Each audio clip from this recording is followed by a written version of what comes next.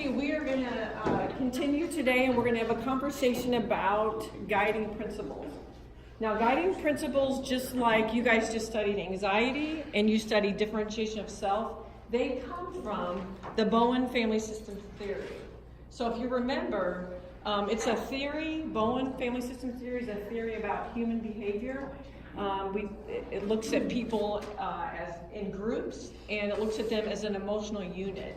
And systems, and we look at people from a systems way of thinking. So it's a way to describe and understand all the complex interactions that you all even described this morning as you were talking about your learning. So we'll continue learning about that. So what is a guiding principle? This is the way we would define it. Guiding principles are deeply held beliefs and values that help us make decisions that lead to our best selves, especially when anxiety is high. Take a look at that. And then another definition, so maybe a little more concise, powerful words that help us get in and stay in alignment. So what do we mean by alignment? How does alignment fit in with guiding principles? So when we think about alignment, we think about that we're living as our best self. So that I'm showing up who I want to be, that I'm living consistent with my values. So the way that I'm acting is consistent with, it's aligned with my values, and it helps me to show up and be my best self. And so we would say, because one of our end goals is to create wholeness in individuals and in organizations, so I would say that I'm aligned with my values when I'm living into wholeness. So when I'm living into wholeness as an individual, that helps me to create wholeness in any group that I'm a part of. So the truth is, for every person in this room, we get out of alignment. We all do. And so the ways that we get out of alignment, there's some different ways that shows up. So I would say that we're out of alignment when we're resigned and cynical. So an example that would be that if I get resigned and cynical, that I can trust people. So I know that being my best self, that when I'm my best self, I'm connected to people, I'm deeply connected, I'm able to collaborate, and so I'm living into my best self. So if I'm not trusting people, if I show up in a group and I can't trust them, or I think that people can't be trusted, then everything that happens because of deep connection and collaboration isn't going to happen. So I'm not aligned with my values. I'm not being my best self. When we live into our shame voice, we are out of alignment, because remember that in our shame voice, there are lies in there. And so if I, live into those lies, then I'm not being my best self. So shame tells us to hide and cover up. So if one of our values is to be authentic and vulnerable, which a lot of you did this morning, if that's one of my values, then if my shame voice and I'm believing it and saying, don't say that, don't talk about that, people are going to reject you, then I'm not being my best self. So when we have integrity gaps, we think about integrity as a workability. Is my life working? So it's the giving and keeping of our word and workability. So if I'm not, if there are integrity gaps, if my life's not workable, then I'm not going to be able to create as much wholeness than if my life isn't working. And then, of course, when we react out of anxiety, we aren't our best selves. We all know that. You guys can fill this in. So when my anxiety goes up, what goes down? Thinking. Good. So I'm not going to be my best self if I'm not thinking well. So all of those are ways that we are out of alignment. So we all already have guiding principles. So you might be thinking, okay, so if we all already have them, then what are you doing up here, Donna? And just so the first time you guys came, you all had vows, but did anybody know before you came that first time that you had vows? Okay, Sharon, you're cheating because she's like, maybe. So we all already have them. And so we have them, and that all comes from our first formation. So we all already have them, and just like your vows, just like you didn't know you had your vows, you also didn't know that you have guiding principles. So they come from our autopilot, they're part of our unconscious way of being. So like I said, they come from our first formation. So remember way back when we talked about first formation, it was kind of like, this is the way you learn to think about the world, to relate to the world. This is how you thought about who you are in the world. So all of that's part of your first formation. And so our first formation, how we thought about all those things, that came primarily from our parents. Or if someone besides your parents was your primary caregiver. So your parents, so we learn from our parents, things about money, about work ethic, about honesty, about integrity, about being respectful to our adults. So our parents influenced all of those things. So that was all part of our first formation. That's all of how we started to think about the world and how our values were formed. So there were other important people in our lives. So we had dance instructors, music instructors, religious authority figures. For some of you, your extended family, maybe grandparents or aunts and uncles were really a huge part of your first formation. And then the culture. So think about, we actually name groups of people from certain age categories. So we have the baby boomers. So we have some baby boomers in here. So think about that culture. At the time, the baby boomers, someone would you go to college, or you graduate from high school, you go and then you graduate and then you get your first job. And then you start working, you start saving money for a home, and for your kids' college education. I mean, that was kind of what you did at the time. And then the Gen X folks came along, and so they kind of reacted to that. So my parents worked all the time and they thought, I don't want to do that. So one of their values were, I want work-life balance. Like, I want to work hard, but I want to play hard too. So they kind of reacted to the baby boomers. And then we have the millennials come along, and they're even different than that. They want to believe in the mission of their organization. These are the kids that got trophies for participating. They want to feel appreciated at their job.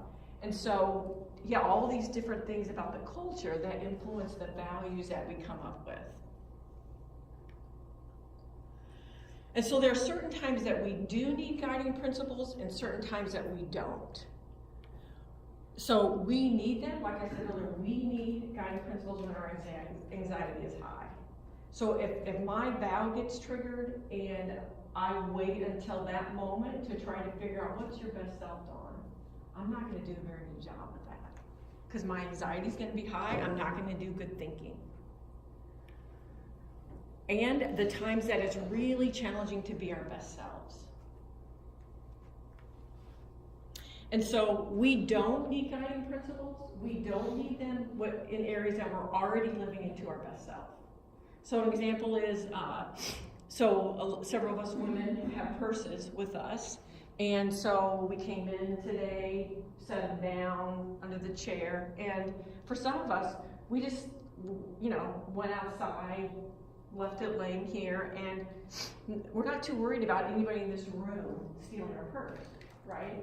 So we all already have these principles, these values inside of us that say, we don't take something that's not ours. So I don't need to have a guiding principle. When you work on your guiding principles, you don't need to say, don't steal things from other people, right? Because you're already not doing that. So our guiding principles are, we want to come up with them for areas where it's difficult for us to be our best selves. That we don't want to wait till the last minute to figure out what that is. I don't know about that. I'm something personal.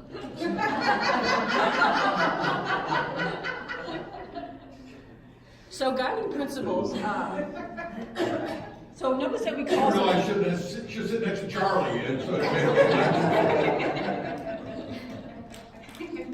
So guiding principles, we call them principles for a reason. So they're not laws or rules. It's not this thing where every time this happens, you do exactly this.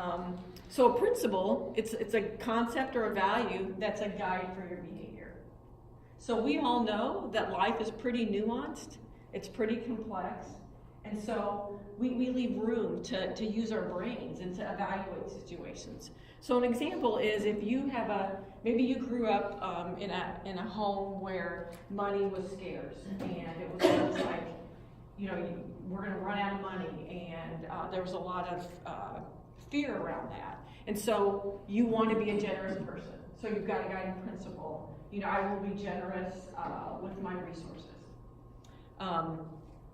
So that doesn't mean that every time someone asks for money that you give money. So you still think about, I want to give money to programs that I believe in, to organizations that I believe in. So we don't take our brains out of it. We continue to think about what are my values and what do I want to give to. And so,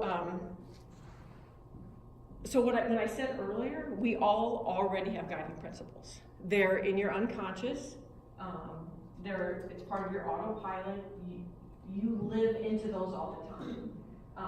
For most of us, before I did this work, I wasn't sure what my guiding principles were. I had an idea of some of the values I had, but not until I did this work did I really get specific on them and figure out what they were. And so we're going to give you 5 steps. I'm going to give you 5 steps here, and then this will also be part of your homework. So the first thing that we have to do is we have to figure out what guiding principles did I inherit. So Janine, I was like, I got to use this in my talk. So you said that on your grandma, her pillow said, you want to say that again? It was joy. Jesus first, others next, yourself last, and then joy comes later. Right. So that was a family motto, something that we go by. And I don't think you thought to yourself, oh, I'm gonna, you just you read that as a kid probably over and over, and it just became a part of who you were. And now you're thinking, you said, I don't think I want to live by that. So the first thing we have to do is we have to figure out what are those. What are the pillows? What are the things that we grew up with in our family? And so they come from our first formation. It's from our parents, our primary caregivers, the important people in our life, and the culture. And so they can be challenging to see. So just like our vows, we're kind of, we had to dig to figure out what those vows were because we weren't sure if that's a vow or is that just who I am. So all that hard work that you guys did, you'll do similar things with your guiding principles. You'll try to figure out what those are. And the reason why they're challenging is, and just to go back to your example, Janine, you probably thought, I think that's the only way to be. Who would be different? Is there another way? And you got a little bit older and you're like, I think there's a different way. And so just like with our vows, we started thinking, that's just the way I am. And is it the only way to be? It's really similar with our guiding principles that we think it's the right way or the only way, and perhaps there are other ways to think about it. So that's the first thing, we uncover our guiding principles.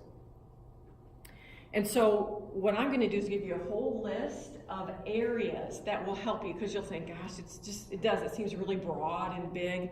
So I'm going to break it down for you. So the first area to kind of think about is money and possessions. So did you grow up, was there plenty of money to go around, or was there just enough money to get by?